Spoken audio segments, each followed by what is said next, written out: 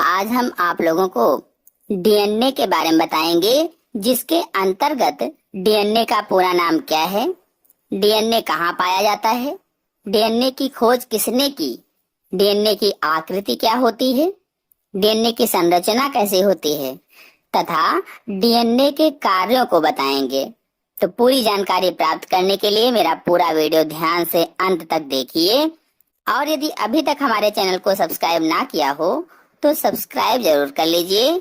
तो चलिए शुरू करते हैं। डीएनए का पूरा नाम डीऑक्सीराइबो न्यूक्लिक अम्ल या अंग्रेजी में डीऑक्सीराइबोज न्यूक्लिक एसिड होता है। जीवों की कोशिकाओं में डीएनए आनुवंशिक पदार्थ पाया जाता है। डीएनए मुख्यतः यूकैरियोटिक कोशिकाओं के केंद्रक में पाया जाता है। यह केंद्रक में क्रोमैटिन तंतुओं के रूप में पाया जाता है, जिसे न्यूक्लियर डीएनए कहते हैं। माइटोकॉन्ड्रिया और प्लास्टिड्स नामक कोशिकाओं में भी पाया जाता है, जिसे बाह्य केंद्रकीय डीएनए कहते हैं। प्रोकैरियोटिक कोशिकाओं में डीएनए बैक्टीरियल गुणसूत्र तथा प्लाज्मिड्स के रूप में पाया जाता है। तो इन जगहों पर ये पाया जाता है। तो चलिए अब इनकी आकृति बता देता हूँ। डीएनए अणु की आकृति रेखाकार तथा वृत्ताकार होती है। सभी यूकैरियोटिक जीवों के केंद्रक में रेखाकार डीएनए होता है। इसके अलावा बैक्टीरियोफेज डीएनए तथा कुछ वायरसों में भी डीएनए रेखाकार होता है। प्रोकैरियोटिक कोशिकाओं व कुछ वायरसों में डीएनए वृत्ताकार होता है। इसके अलावा यूकैरियोटिक कोशिकाओं के माइटोकॉन्ड्रिया तथा प्लास्टिड्स में पाया जाने वाला डीएनए वृत्ताकार ही होता है। तो ये तो डीएनए की आकृति हुई। अब डीएनए की संरचना समझ लेते हैं। डीएनए का वाटसन एवं Crick model James Watson, Francis Crick और विल्किंसन ने सन 1953 ईस्वी में डीएनए अणु की संरचना का त्रिविम मॉडल प्रस्तुत किया। वाटसन तथा क्रिक द्वारा प्रस्तुत डीएनए की द्विकुंडली संरचना इस प्रकार है, जैसा कि आप चित्र में देख रहे हैं।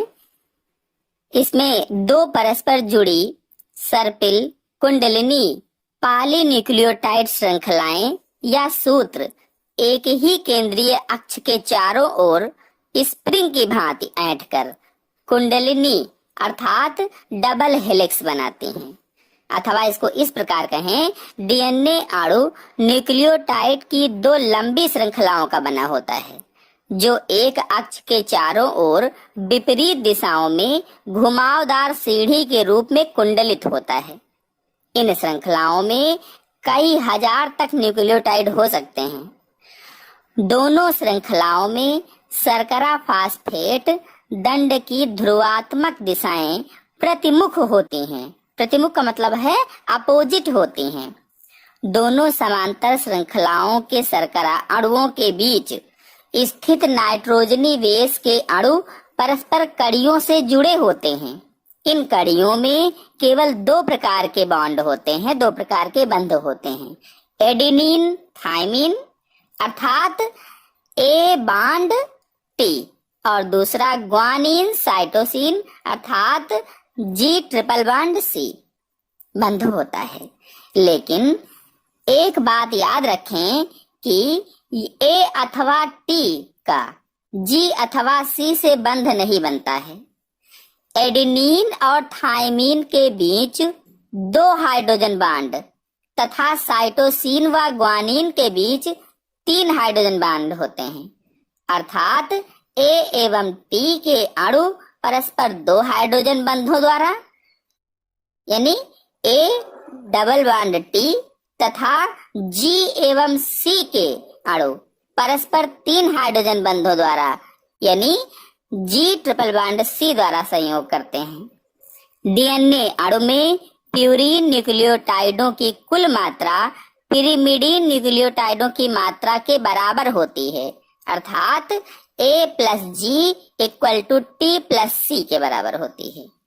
डीएनए की श्रृंखलाओं में ए टी, जी तथा सी का कोई क्रम निश्चित नहीं होता है। विभिन्न जीवधारियों में यह विभिन्न क्रमों में हो सकता है। तो ये तो हुई वाटसन एवं क्रिक मॉडल के अनुसार डीएनए की संरचना।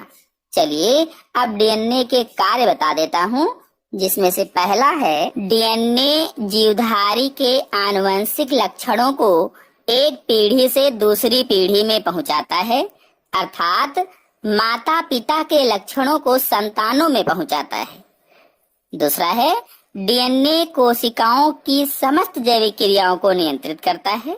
अगला है डीएनए अनेक प्रकार के आरएनए का निर्माण करता है, जो प्रोटीन संश्लेषण की क्रिया में संचालन एवं नियंत्रण करते हैं। आशा है आप लोगों को डीएनए के बारे में पूर्ण जानकारी प्राप्त हो गई होगी।